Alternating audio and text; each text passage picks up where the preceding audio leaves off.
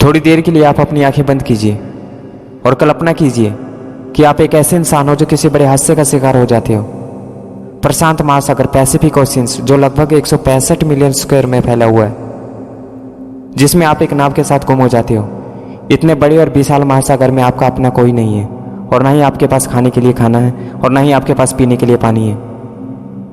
और समुद्र का पानी तुम पी नहीं सकते क्योंकि समुद्र का पानी बहुत खारा है, और आपके पास वापस आने का कोई दूसरा साधन नहीं है, और आपको नहीं पता कि आप समुद्र में किस जगह पे हैं और कहाँ जाना है।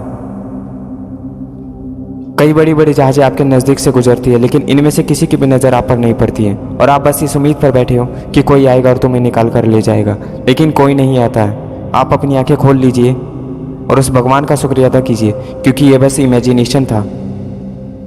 लेकिन आज मैं जो तुम्हें कहानी सुनाने जा रहा हूँ, ये कोई इमेजिनेशन नहीं है, बल्कि एक रियल लाइफ स्टोरी है। इस कहानी को सुनने के बाद आपके रोंगटे खड़े हो जाएंगे। ये कहानी है जोस साल्वाडोर अल्वारेंगा की, जो मैक्सिको का एक छोटा सा मछुआरा था। बात है 17 नवंबर 2012 की।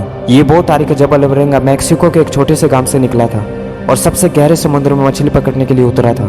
और मैं आपको बता दूं कि जिस समुद्र में ये उतरा था, ये दुनिया का सबसे बड़ा और विशाल महासागर है, पैसिफिक ओशियंस, जिसे हिंदी में प्रशांत महासागर के नाम से जाना जाता है। हमारी धरती, पर्वत, पहाड़, नदियाँ, झरने, बर्फ, रेगिस्तान, इन सबको मिला भी दिया जाए ना, तब भी हम इस महासागर की बराबरी नहीं कर सकते। उस वक्त अल्वारेंगा के साथ उसका एक दोस्त भी था जिसका नाम कॉर्डोबा था, और उसके मुताबिक उन्हें इस काम में 30 घंटे का वक्त लगने वाला था। लेकिन किसको पता था कि आगे ऐसा हो जाएगा।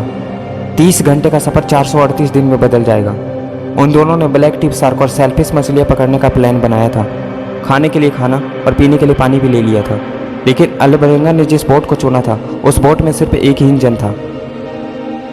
फिर भी अल्वारेंगा उसी बोट को ले जाता है, लेकिन उसको क्या पता था, उसकी एक छोटी सी गलती उसकी मौत की वजह बन जाएगी। अब तक सब कुछ प्लान के अनुसार ही चल रहा था, पर अचानक खतरनाक तूफान आ गया और वो इस तूफान में फंस गए। तेज बरसात और हल्की हवाएं चल रही थी। तब जोस ने वापस अपनी बोट उसी दिशा में मोड़ ली जिस दिशा से आए थे, और वहां तक पहुंचने के लिए अपनी पूरी जान तक लगा दी। लेकिन तब तक बहुत देर हो चुकी थी। तूफान बढ़ता ही जा रहा था और इस तूफान में उसकी बोट बहती जा रही थी। बोट को कंट्रोल करना मुश्किल हो रहा था। कुछ ही दूरी रह गई थी, लेकिन उसकी बोट का इंजन अचानक काम करना बंद कर देती है और इंजन खराब हो जाती है। लेकिन अब जान जैसे तैसे बचानी ही थी। अपनी पकड़ी हुई 500 केजी मछली दोबारा समुद्र में फेंक देते हैं, और ताकि बोट का वजन कम हो जाए। उनके बोट को चलाने के लिए उनके पास चाबू भी नहीं था, और अंधेरे को भगाने के लिए उनके पास टॉर्च भी नहीं था, और ना ही खाने के लिए अब खाना बचा था, और ना ही अब पीने के लिए पानी बचा था। और उनके पास ऐसा कोई साधन नहीं था जिससे कांटेक्ट किया जा सके। उनके पास एकमात्र रेडियो ही था, जो भी तेज बरसात के कारण खराब हो चुका था। उन्हें काफ़ी देर हो चुकी थी। अब उन्हें भूख लगने लगी थी। भूख को मिटाने के लिए उसके दूसरे साथी ने समुद्री मछली, जेलीफिश और समुद्री पक्षी को काट कर जिंदा मांस खाने लगे। ऐसे करके उन्होंने अपना भूख तो मिटा लिया, लेकिन प्यास बुझाने के लिए उन्हें पानी चाहिए था। शुरुआत में वे एक बोतल में बरसात का पानी इकट्ठा करते थे और उसी को पिया करते थे। लेकिन एक टाइम बाद बरसात होनी बंद हो गई और उनके पास वो पानी भी खत्म हो गया। अब मैं जो कहूँगा तुम मानोगे नहीं और ना ही विश्वास करोगे। उन्होंने प्यास बुझाने के लिए कई बार कछुए का खून तक पिया है और अपना पेशाब तक पिया करते थे।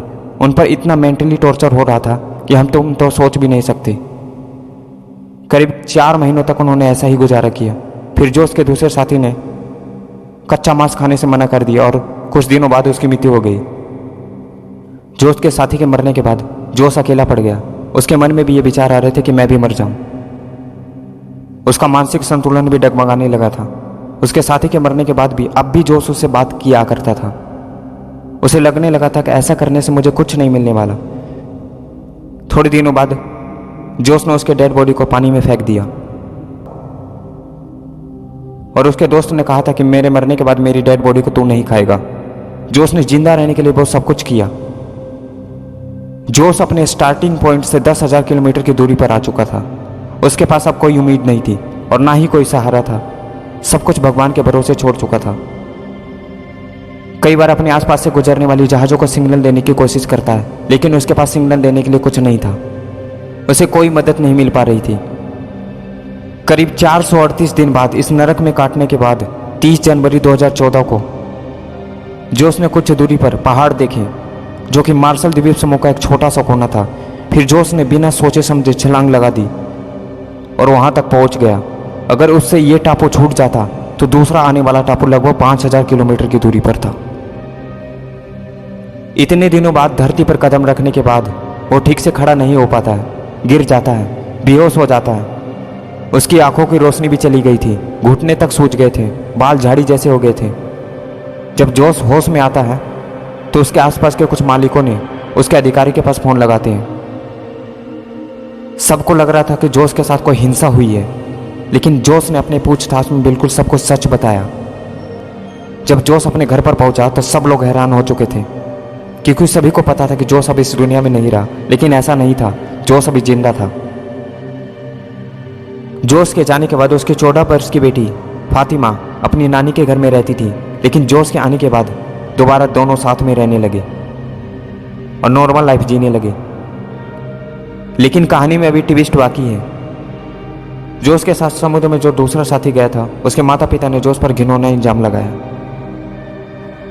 उन्होंने कहा कि जोश जिंदा रहने के लिए मेरे बेटे को खा चुका है, लेकिन ऐसा नहीं होता। जोश ने उसके डेड बॉडी को पानी में फेंक दिया था।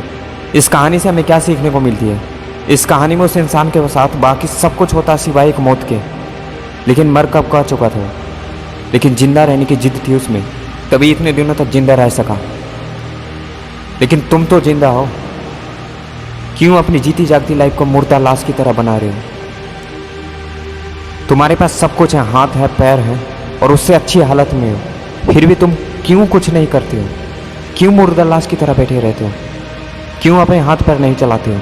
अपने हाथ पैर चलाओ और अपने करियर में कुछ करो, नहीं तो एक दिन जंग लग जाएंगे। ये वीडियो लाइफ चेंजिंग स्टोरी है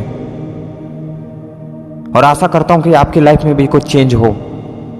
तो मिलते हैं अगली वीडियो में। जय हिंद, जय भारत। न्यू रेजुलेशन 2023 की नई नई वीडियो आने वाली है और इन वीडियो का नोटिफिकेशन पाने के लिए मेरे चैनल को सब्सक्राइब करें और वीडियो को लाइक करें, ताकि सबसे पहले आपको नोटिफिकेशन मिले।